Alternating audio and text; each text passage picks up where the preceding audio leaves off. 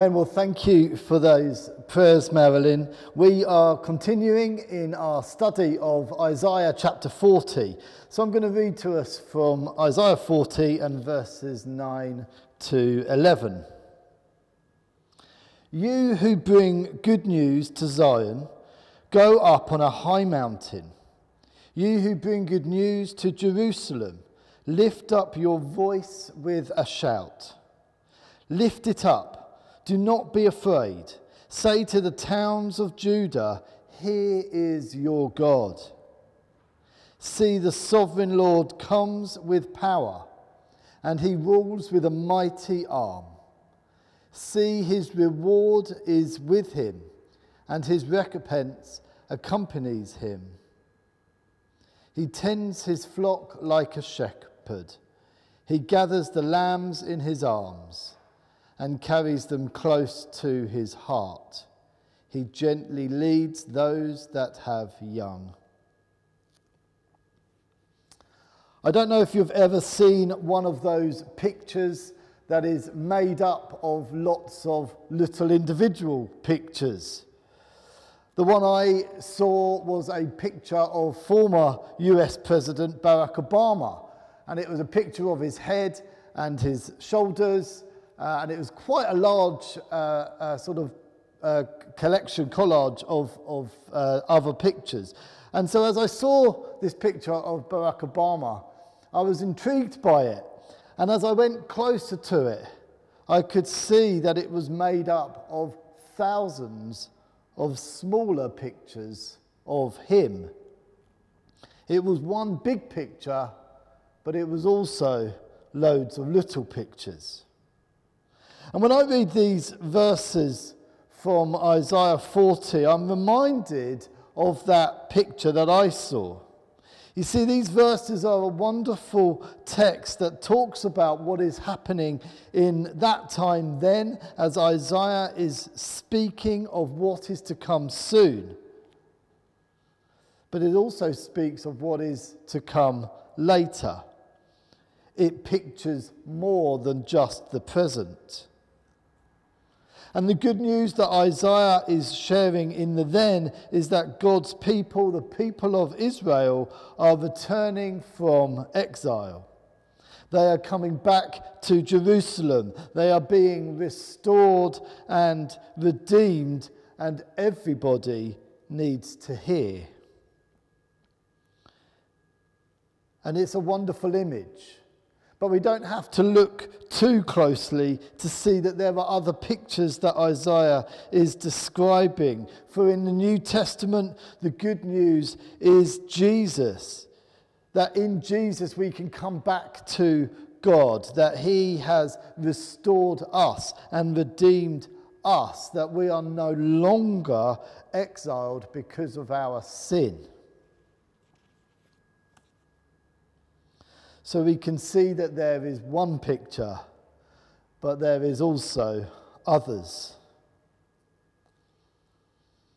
I recently posted up on Facebook that my twin daughters were 1 year old. And Gemma, my wife, did the same on her feed. And we kind of had this kind of nice little competition, who would get the most likes for their post. Well, I was delighted to be the one who won that particular challenge. With over 100 likes, I was really pleased that people had noticed my post. In fact, Gemma had more comments, but not quite as many likes. So I don't know, maybe she won as well. But it was a good thing to share. And I was pleased to share it, and I was pleased people had heard it and seen it. The problem is with anything that we post up on social media, that very quickly the news that we're sharing becomes very old news.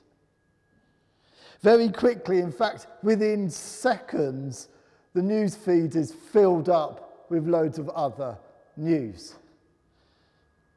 Loads of other posts have been put up there, and before we know it, the thing we posted has long been sort of gone as all these other posts appear. And some of them aren't all good news. Often that news just becomes nonsense, doesn't it?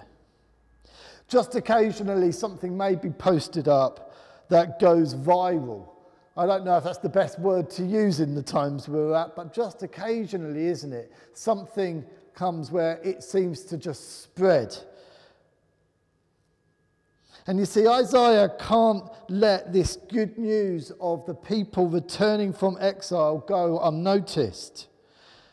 And so he says, shout it from the mountaintops, as the New Living Translation puts it. Lift up your voice, let it be heard, let it be said, let it be shouted. Get this message out. Let all hear. May it travel far and may it travel wide. And there's almost a tone here of someone who has fallen in love. You may have seen it in the movies, the person who falls in love and they suddenly have a spring in their step and a smile on their face and they want to shout it from the rooftops that they're in love. Well, Isaiah is encouraging to shout this message from the mountaintops. This is good news, and it shall not just pass. It shall not be overtaken by other things. This is too big. And you see, this same exuberance, this same passion, this same desire that Isaiah is speaking of in the here is also for the church in the now, today. The good news of Jesus, that we cannot be silent. We have to declare it from the mountaintops. We have to lift up our voice. I wouldn't suggest shouting in somebody's face. In fact, we're not even allowed to raise our voices in that way at the moment. But the point is that we cannot remain silent. That this good news, this message needs to be declared. And so the question is, where is your mountaintop? Where do you need to speak and who do you need to speak to? Perhaps it's a family member. Perhaps it's a work colleague or a friend. But we need to bring the good news. As Isaiah encouraged to bring the good news of the return from exile, we also have this good news to bring. And then Isaiah continues and says, say to the towns of Judah, here is your God. That little phrase is translated in a few different ways in other translations of the Bible. Some say, your God is coming. Others say, behold your God. And for me, this is why the message of the good news is so important. Because here is your God. God is here with us. And the different translations for me just capture the different pictures that Isaiah is painting. You see, this is about the return from exile, but it's also about the first coming of Christ. And it's also about the second coming of Christ. Your God is coming. You see, it wasn't even a month ago when we were celebrating Christmas. Jesus Christ, Emmanuel, God with us. And so, behold, which is quite an old word to really mean, do you see?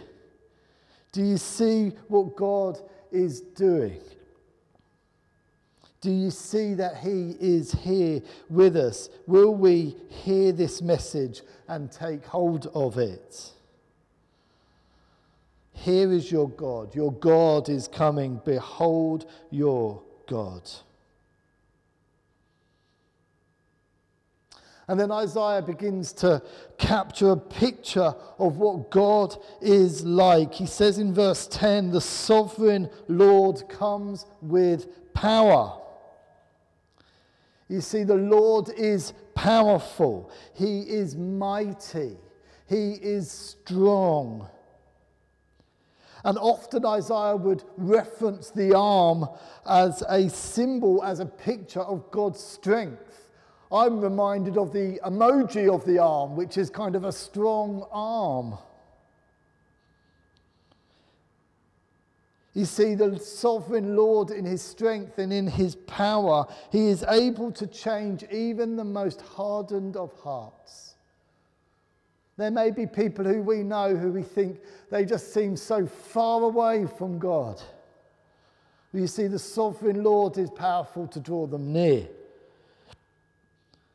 He can defeat the fiercest of enemies. And in Jesus, he has conquered all sin.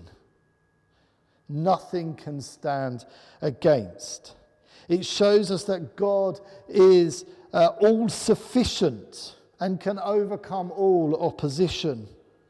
It shows us that in Jesus, you see, when we become Christians, it's inviting the sovereign Lord to come and work powerfully in our lives, to rule in our hearts and in our heads, and allow him to lead us in life.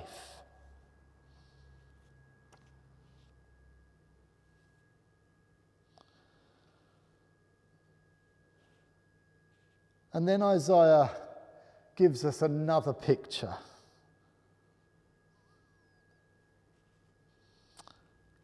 A picture of what God again was doing in the then as he wrote, and what he does for us now, the good news. It's another picture of Jesus.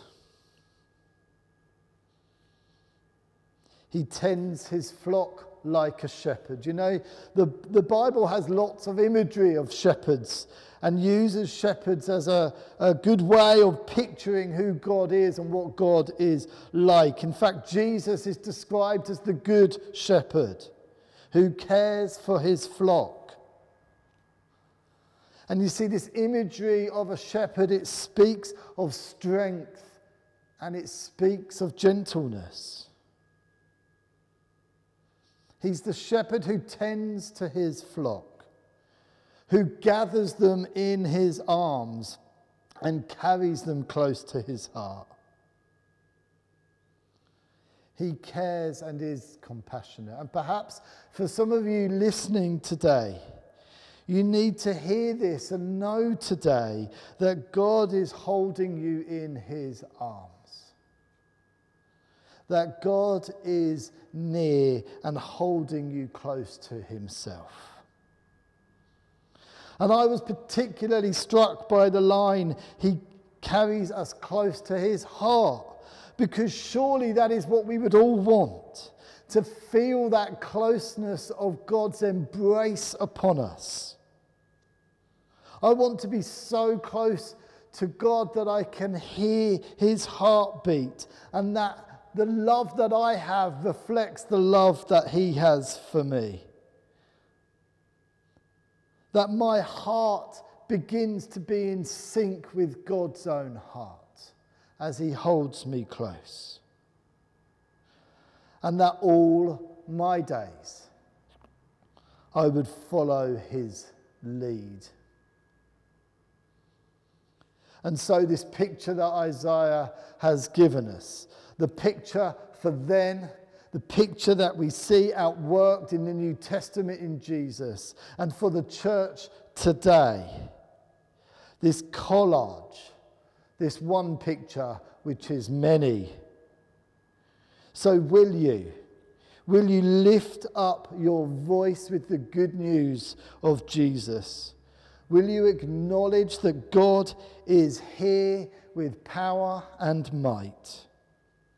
And will you let him tend and carry you so that we might know his heart? I pray that I will and that you will too.